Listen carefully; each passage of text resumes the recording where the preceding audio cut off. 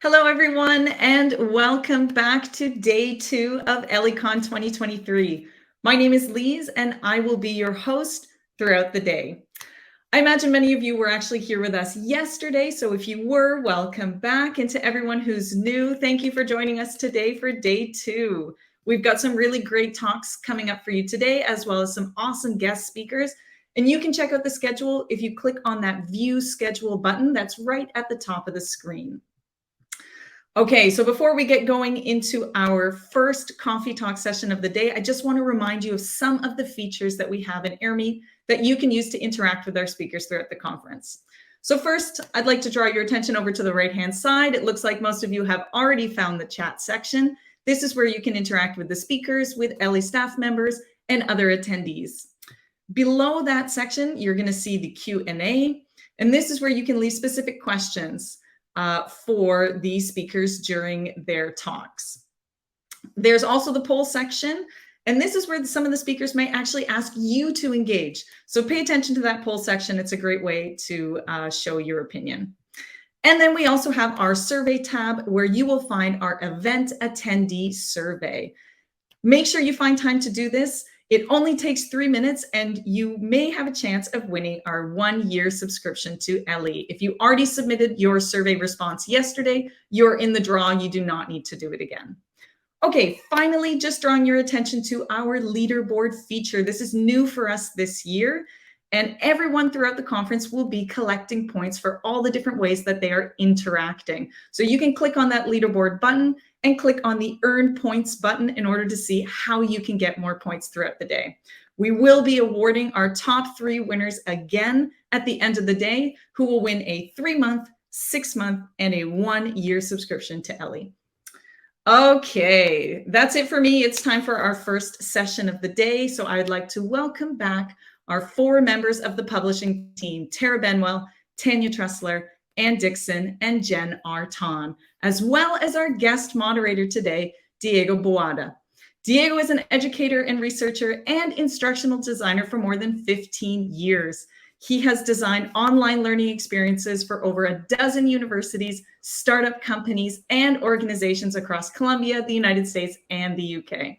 So thank you, everyone. Make sure you guys participate in the chat. And Diego, whenever you're ready, you can take it away. Well, thank you, Lise. I want to get a free subscription to Ellii. That sounds really fun and good. So welcome, everyone. This is a coffee chat. This is the title, How Fast is IT Moving? So we're going to be talking about the future of English language teaching with our wonderful, guests, that are part of the publishing team at Ellii.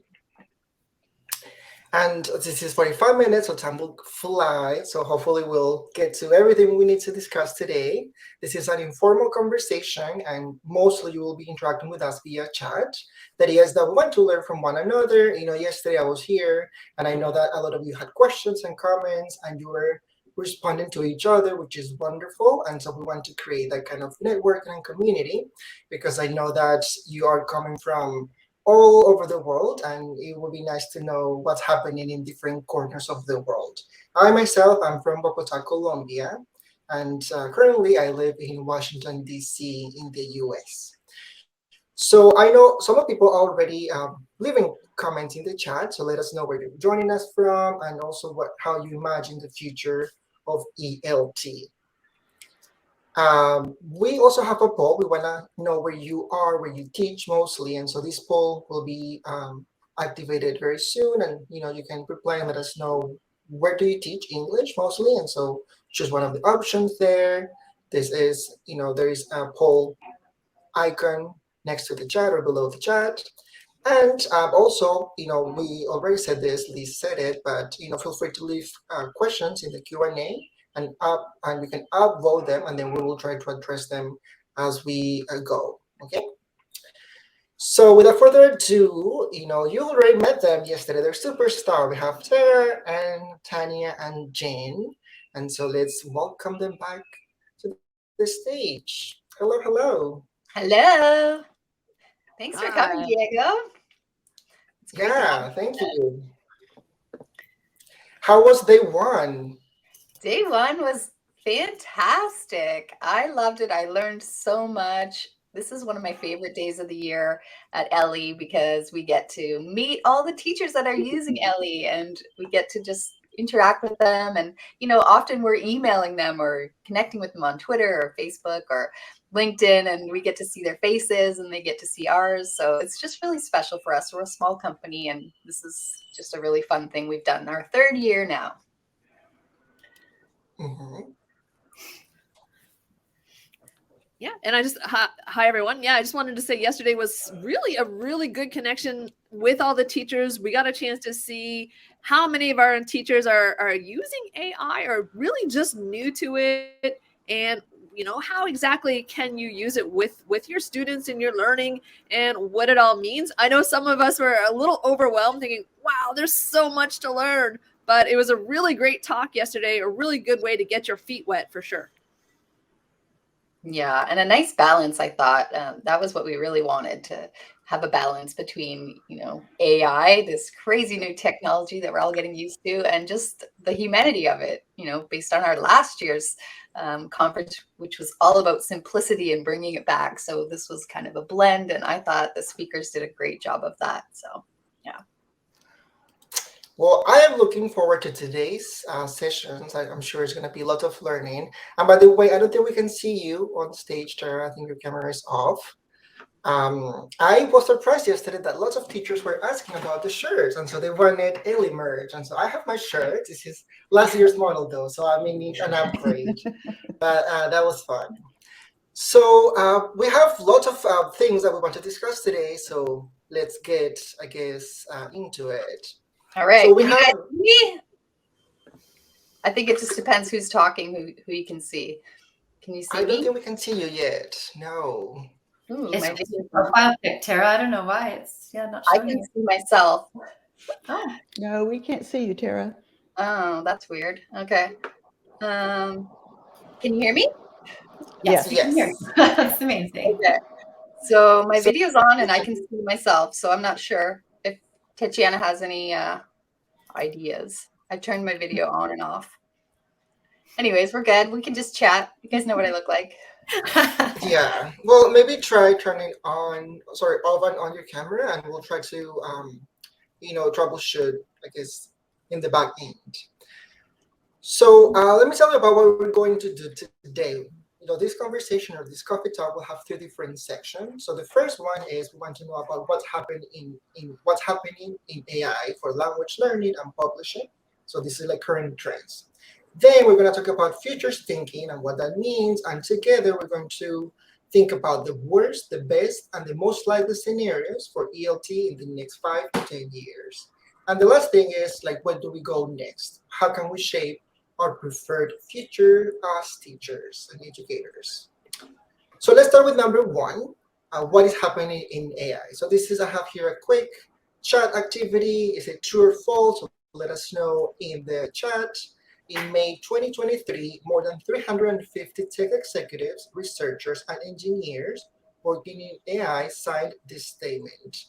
Mitigating the risk of extinction from AI should be a global priority alongside other societal scale risks such as pandemics and nuclear war. Do you think that is true, or do you think this is false? All right. So Edwina says true. Bonnie What says do you true. think? Also it's Pretty true. terrifying if it's true, isn't it? Yeah, it's a pretty serious statement. The Mhm. risk of extinction from AI. All those movies about AI suddenly seem like, oh, is this our future? Yeah. It's a technology that's entirely new. I mean, it's not like a lot of people liken it to the calculator or a printing press, but there's a really good distinction between what this can do and what cannot. I would say that's probably true. Yeah, I think a lot of people do want to put the brakes on it for sure. Maybe not brakes on development, but maybe brakes on deployment. Mhm. Right. Well, Jose in the chat, Jose is saying that this is false, and I guess we're not asking whether the statement is true or false because that could be controversial. It's like, was this statement issued by all of these people? And then the answer is yes, this is true. This was in the news for a very long time. And these are the people, the CEOs and like all the people at Google, at OpenAI, very high-profile people. And so what I heard about this statement is that some people thought that it was a little controversial because, in a way they thought it was more marketing because these are the people that are selling and making a profit out of AI. But then other people say that this is not a joke and that this is serious and that AI can be used in many bad ways. You could use AI to, for example, create chemical weapons, like brand new weapons that don't exist within minutes. And so it is really a major concern for society. And so I guess you decide what you want to believe, I guess, but this is to some people, a serious warning. Yeah, interesting.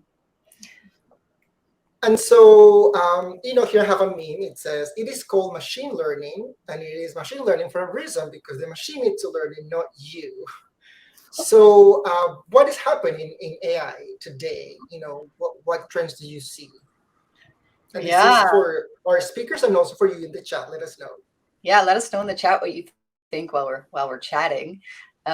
So I think right now teachers and publishers are just trying to wrap their heads around how to utilize this technology. We're wondering what the benefits are, what the dangers are. A lot of schools are trying to come up with policies, best practices. Some are thinking about how to ban it. There's a lot of ed tech publishers that are really excited about what we can do with it, including Ellii. So we're experimenting with things like data analytics, recommendation tools. We're doing that on Ellii. Auto grading, which you've seen, our subscribers have seen on Ellii. They opted in as a beta to see how it worked, and it's going really well. Feedback as well, personalized pathways. Some publishers are going to go all in and just use AI-driven content. We've seen that starting already. That's really scary to us as we just dabble into it a little bit. Audio, visuals, some are just going to use everything that's available and see what it does for them. The tech-savvy teachers are really excited about it, I think. As we saw from Nick Peachy yesterday, there's so many things that you can do with it if you're tech-savvy. Super creative teachers. A lot of teachers are really creative and they want to use the kind of tech that we have. They're using it for personalized pathways for their students, lots of different ways. So I think it's the teachers that are teaching the beginner levels. A lot of them are not sure at all what to do with it and what it's going to mean for literacy and all that kind of thing. So that's what I think that is happening with language learning and publishing. Jen, do you have anything to add? Yeah, definitely the personalized learning affordances of generative AI. And I'm including ChatGPT, which is probably the most famous generative AI, but there are many other tools out there, most of which are piggybacking on ChatGPT and use that kind of tool. But what teachers that I've seen within the Canadian Link context are doing is that they're adapting this tool to create those super personalized lessons for their students, almost like a super niche. We know that if we're teaching English ELT, sometimes it can be very difficult to get exactly personalized, localized information. Like perhaps you're doing a program with pilots, people who are training to become pilots, and you want to have a very specific set of resources or lesson plan related to pilots in London, Ontario, Canada. And then you're going to be able to really filter down and really get this niche market or this niche lesson. And teachers are experimenting on how to personalize their content, but with the caveat that whatever you do, you've got to make sure you verify the information, the facts, and that you're not helping to spread misinformation or disinformation. And I think that we're getting better at that. And you're going to see, hopefully, that improving over time with OpenAI and other places. But teachers are using it to get personal for sure. Yeah. And we get so many requests for that type of content, and sometimes we're like, oh, I don't think there's a lot of teachers that are using that type of content. And so it's for us not that beneficial to make such specific content. So it's going to be really great for that type of need. And so I think it's good that we are using these tools, but also I think it will be important for teachers to speak about these tools with their students. What is the effect? How are the ethics? So, I'm sure that probably you guys have materials that address that need. And another thing I wanted to say briefly is that, people know different things about AI. And so I'm trying to catch up with the chat. Some people mentioned Hollywood actors being on strike. And AI is really big. There are many things that we don't know. I didn't know that you could use AI to create chemical weapons. I read this very recently. But there is ChatGPT, which some of you maybe are already familiar with. So it will just generate text, but also we can make videos, audio. You can make a whole movie with superstars and never get them involved. And it's their faces, it's their voices.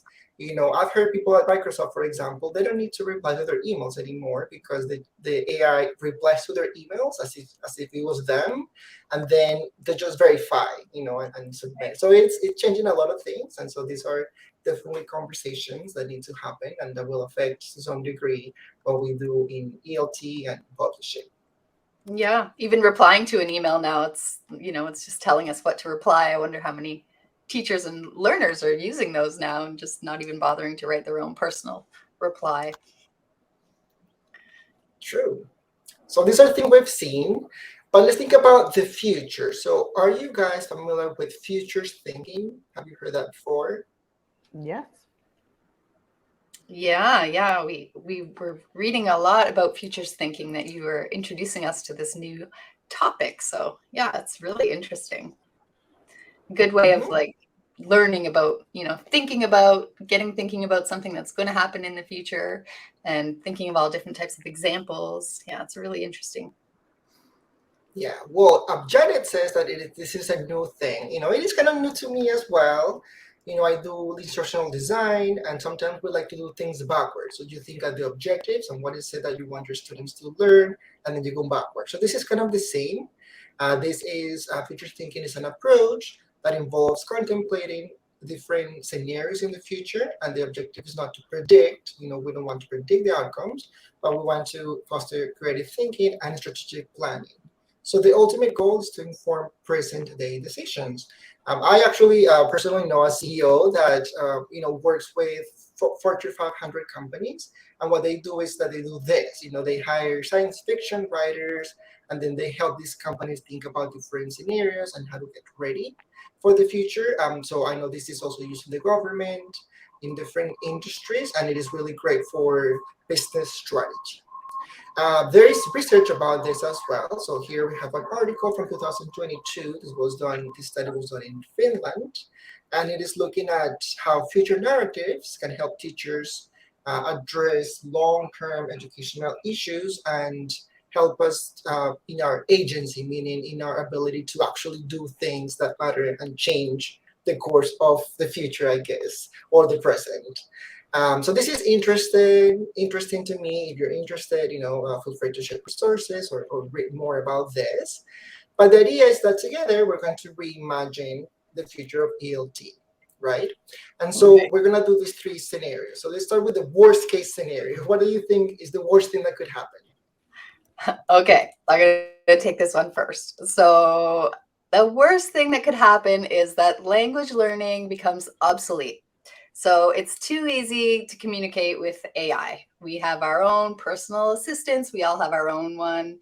And there's no need for language learners. We just sit back and observe what our assistants say to each other.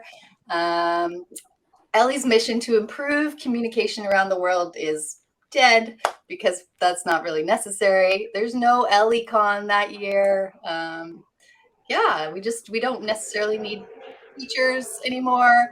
I think that's the worst case scenario of we just don't need to communicate anymore ourselves. We just let AI do everything. Yeah, that's the absolutely worst case. I think we do.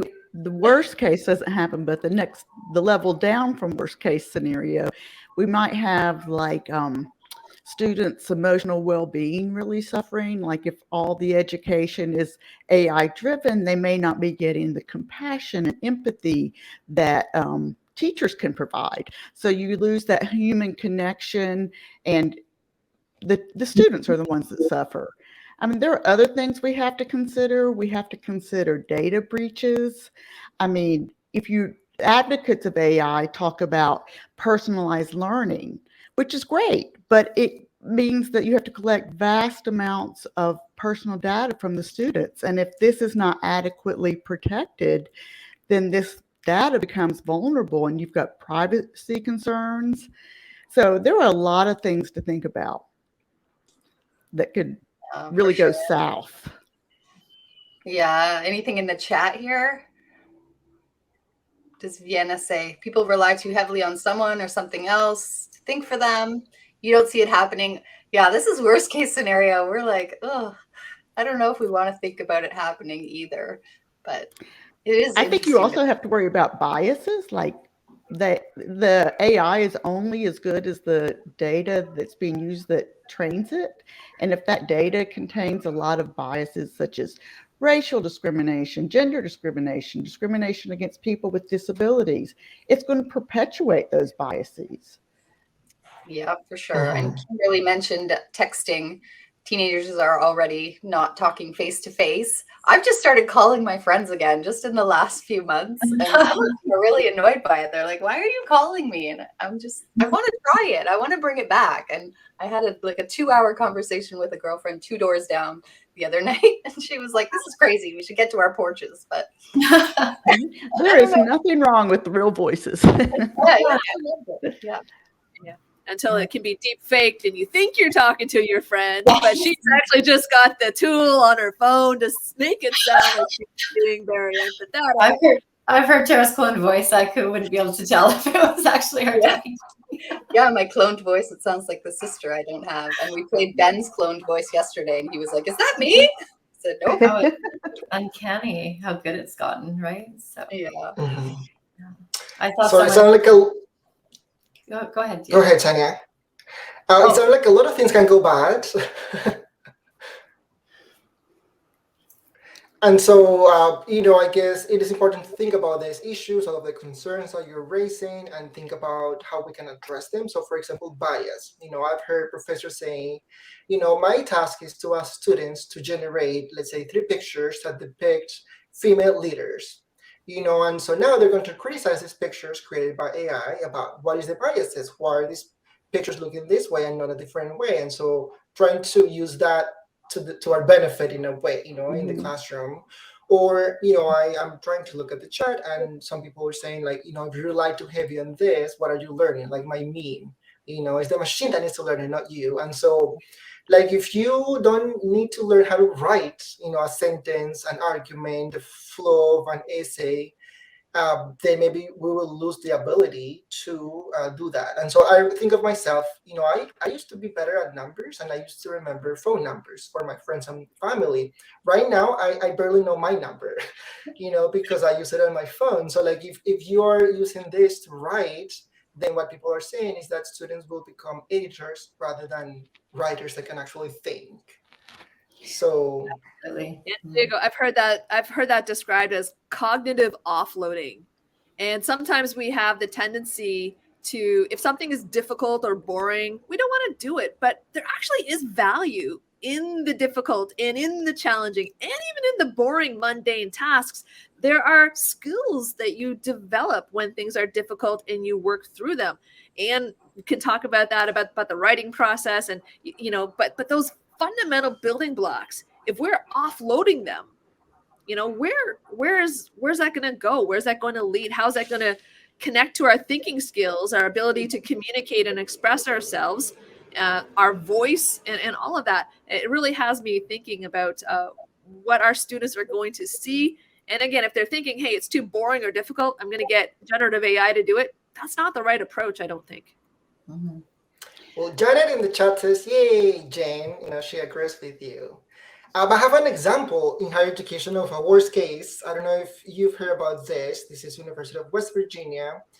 They, are having issues like many universities because, there's the money, they have budgets, deficits, and so they need to cut expenses. And one of the ideas is, we're going to close the Department of World Languages, Literatures, and Linguistics. We don't need that. We don't need those professors. We can use apps, and we can use other things.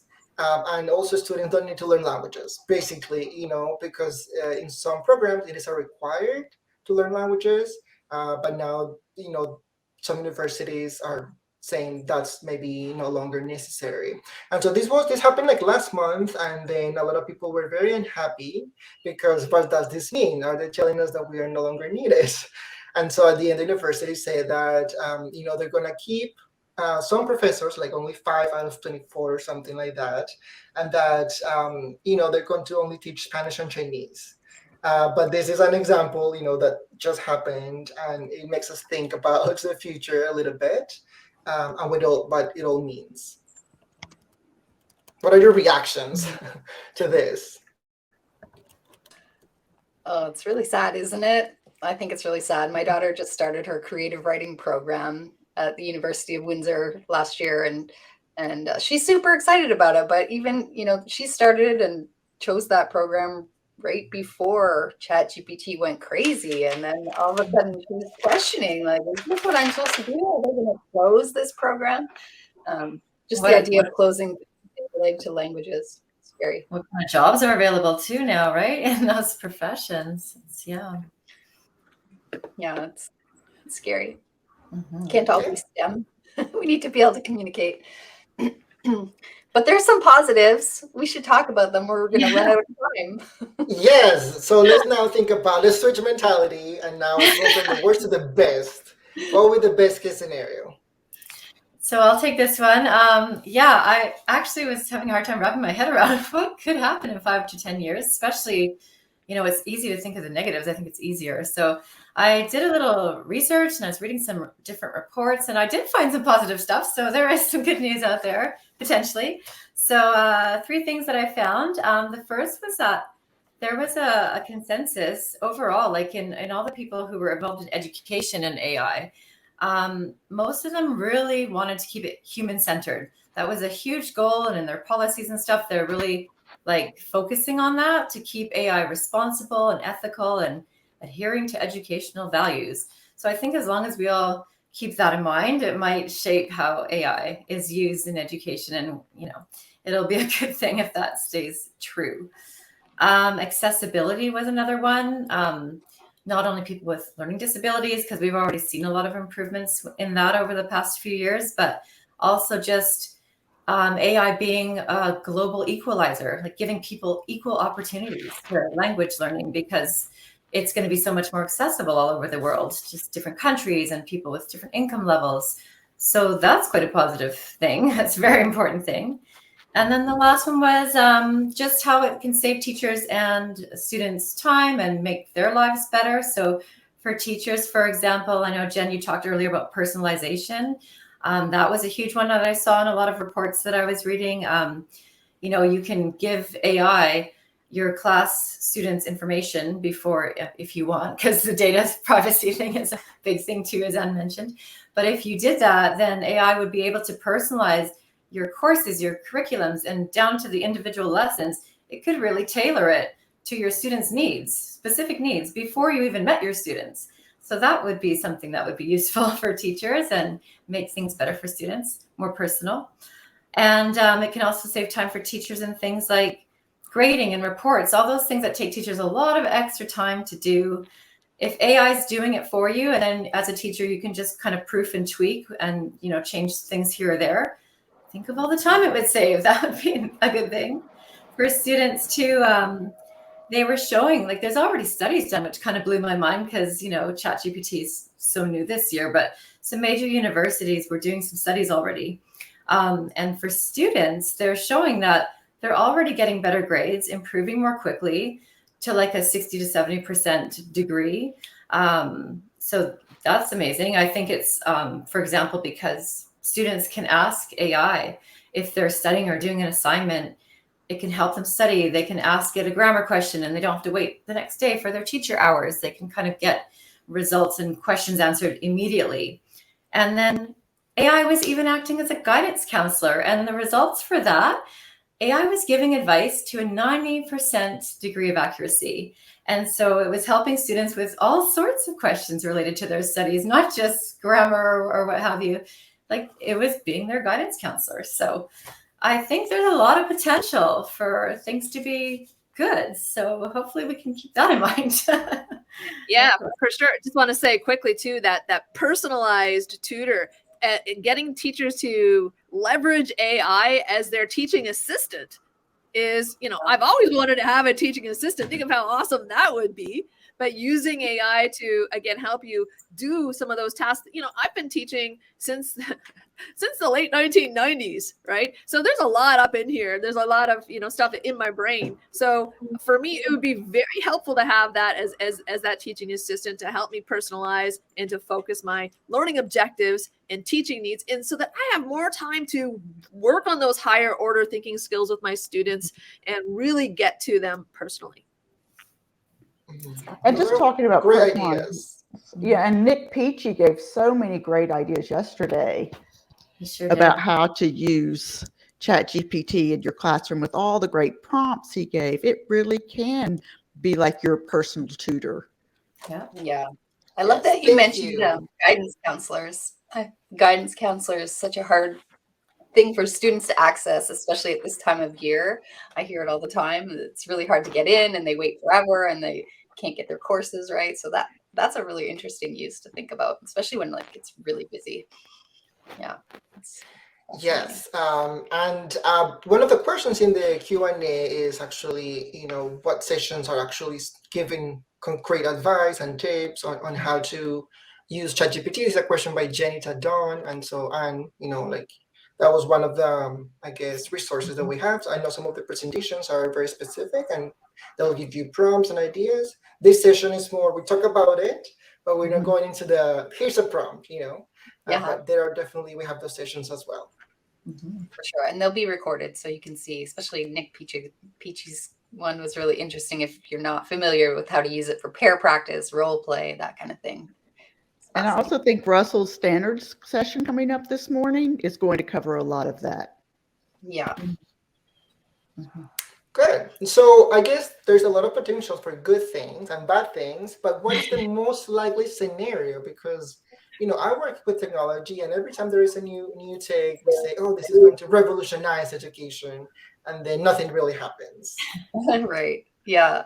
Well, I think personally, I read an article by Andy Bird, CEO of Pearson Education, and he said AI keeps improving faster than real life. And that's scary, but I think that's actually true. It's gonna be like that. We can't run away from this. This is happening. So I think that's the most likely scenario. It is going to keep improving faster than, moving along faster than real life. I think we're getting really comfortable with our wearable things. So I think maybe we'll have, wearable assistants that know us really well and are just going to make life efficient. I'm not so sure it's what I want, but I do think that's going to happen. I think universal basic income is definitely going to be something that comes in. I wonder when that is going to happen. We had our universal basic income lesson available years ago. So I think that might happen when there's fewer jobs. And if teaching is one of them, I'm not sure, but we'll see. That might just be until the next revolution, whatever that's going to be. But I do think that we are going to rely on some kind of universal basic income and just continue struggling to find a balance between being, having that human connection and relying on tech. I don't think that's going anywhere. I think that we're just going to continue trying to find that balance. I hope everyone wants to continue trying to find that balance. So yeah, that's what I think is most likely. What do you think, Jen? Yeah, I agree with you there, Tara, for sure. But I think within education, I've worked in K-12, I've worked in the link education. Schools tend to approach learning and technology with a kind of a fight or flight, right, response. So I think in the most likely scenario, I think schools and educational institutions are starting to say, oh, okay, now we really have to do something with this. We really need to develop academic integrity policies for higher ed, but we've really got to start figuring out, how do we use this? So I'm Canadian. You might know the expression by Wayne Gretzky, skate to where the puck is going, right? And I think that's where we need to go. And I think that's what schools are just really starting to do. But Tara mentioned the speed with which AI and machine learning is going. it might be difficult to skate to where the puck is going when it's just a distant blur in the future. But I think we've got to try. Yeah. Raimi agrees with you, Jane, in the chat. Yeah, I think, some of the comments here in the chat were also like, are we going to lose our jobs? And I think teachers are very important. We're not going anywhere, no matter what. Don't try to convince me otherwise. During the pandemic, there were very few jobs that were important or essential. And one of those were teachers. Great We don't point. need bankers. We don't need other people. We need teachers, doctors, certain things. But I think the most likely thing is that, or the most likely scenario is that, with technology, we have a gap between like people that have access to these technologies and know how to use it, and people that don't. And so I think that is something that, we have to be mindful of. Okay, let's move on to our last segment, which is what do we do now? How can we shape our preferred future? So this is, we talk about some scenarios, and now what can we do today? So what is some practical advice that you can share, and how can we as educators shape our preferred future? All right. Well, firstly, I think we have to keep doing things like this. So focusing on human connection. In our industry, we have to participate in the conversation, have things like ElliiCon. We had so many, people respond to our survey last year. And one of the things that really came out was people loved meeting Ellii. They loved meeting the people behind Ellii. And we love meeting you guys too. And, we go to TESOL every year, we sponsor it, and it's just a great way to stay informed and, stay curious. We are all teachers at heart. We're critical thinkers. We need to keep experimenting in our AI sandbox. That's this year, but hopefully, who knows what next year is going to be. We continuously learn as teachers. We can't ignore this, but we also shouldn't panic. I don't think it doesn't do us any service. We did at the very beginning. I admitted that yesterday. And lastly, this might be the number one thing for me personally, is I think the biggest threat right now is climate change. And I don't want to be distracted by AI and forget all about that. I think we want a world to protect, and maybe we should be using AI to help us protect that world. And there's a lot of great English language teachers that focus on the environment, and I think we can support them. That's really important to me, and we can do that as a publishing team. We can continue, helping teachers teach learners about the importance of the environment. So it's all about harnessing it for good, right? Yes, exactly. Yeah. There's actually a UN summit on AI for good this summer. It's 2 days of every single different industry, medical, education, other music, art, all of this thing is a really fantastic. It's called AI for Good, and it was by a UN agency. I highly recommend it. Some really great questions about art and the future of art and authorship and things like that. But yeah, we've got to harness it. Failure to engage in AI at this point is really sticking your head in the sand. And as educators, we have that responsibility to our students and to help them in many ways. Life skills, this is going to be a huge life skill. Anything you do, like most jobs in the future, are going to involve some form of this kind of technology. Yeah, for sure. We have some links. I'm not sure if Lula shared them in the chat, but all of our research that we've done before this conference. So we recommend some of this reading. It'd be really helpful. And thank you for being here with us, Diego, to moderate this chat. Yeah, it was really fun. You're very welcome. So I guess my takeaway is don't panic, try to get involved, and thank you, Ellii, for building this space for teachers to get together. This is a way to learn more about AI, what's happening, and trying to also advocate about the good use of AI in our schools and with our students. And so now I think Liz is coming back on stage. I have my last slide is just this. I really like Ellii so much, because it is made by teachers and for teachers. So thank you so much. Thank you. Thanks, Diego.